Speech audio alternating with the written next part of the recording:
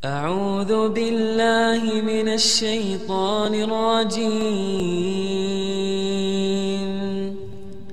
بسم الله الرحمن الرحيم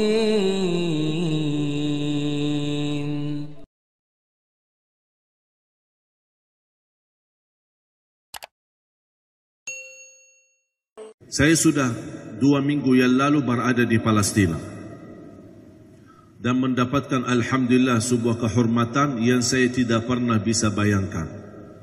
Ketika saya berkunjung dan bertemu para imam di sana dan alhamdulillah disambut dengan baik, walaupun ada sebagian dari mereka baru saya kenal di sana, bukan kenal lama.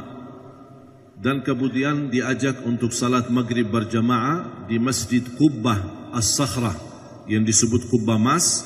Itu titiknya tempat Mi'raj Nabi Muhammad. Jadi Nabi SAW habis salat, dari situ berdiri di atas sebuah batu yang begitu besar, kemudian dibawa naik bersama malaikat Jibril ke langit yang disebut Mi'raj. Jadi cerita Isra Mi'raj terjadi di sana. Dan begitu selesai iqamat salat maghrib, saya langsung didorong oleh imam untuk jadi imam. Saya jujur saja kaget. Sampai bergetar badan saya tidak pernah nyangka, bahkan saya tidak pernah minta.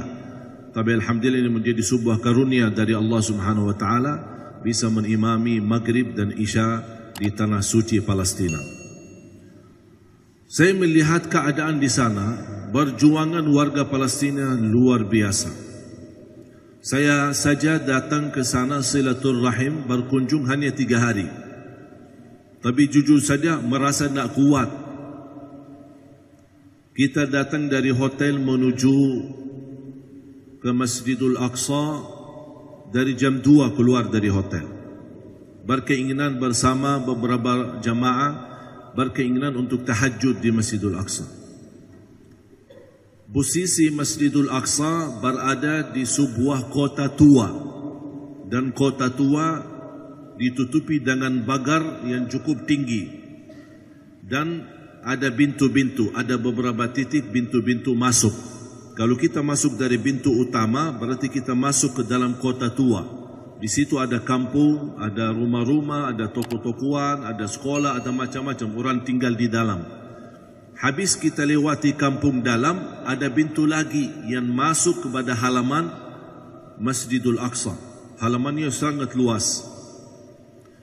Kami begitu masuk pintu utama sampai ke pintu kedua untuk masuk ke area masjid, ternyata tertutup.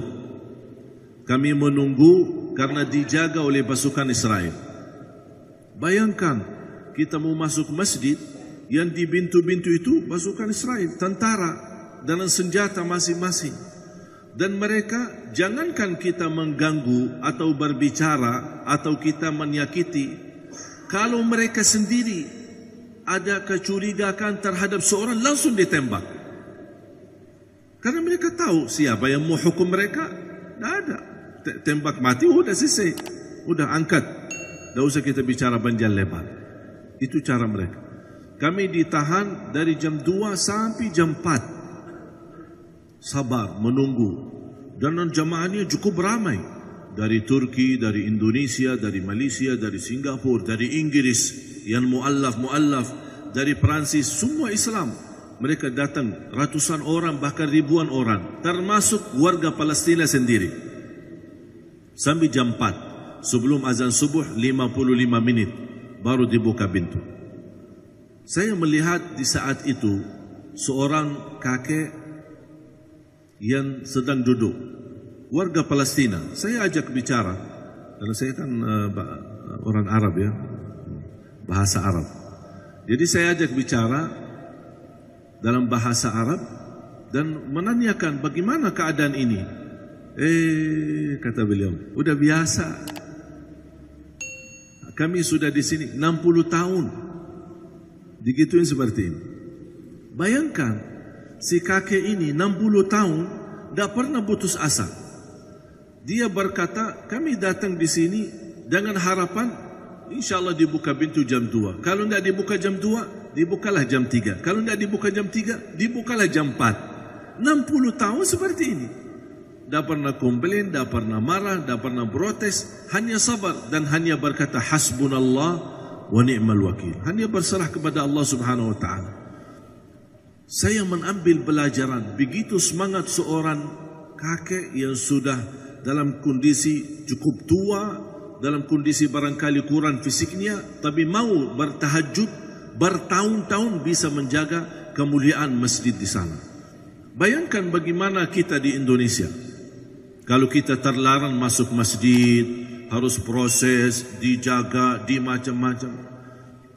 Apa yang terjadi di Palestina menurut saya ini tergantung keadaan umat Islam seluruh dunia.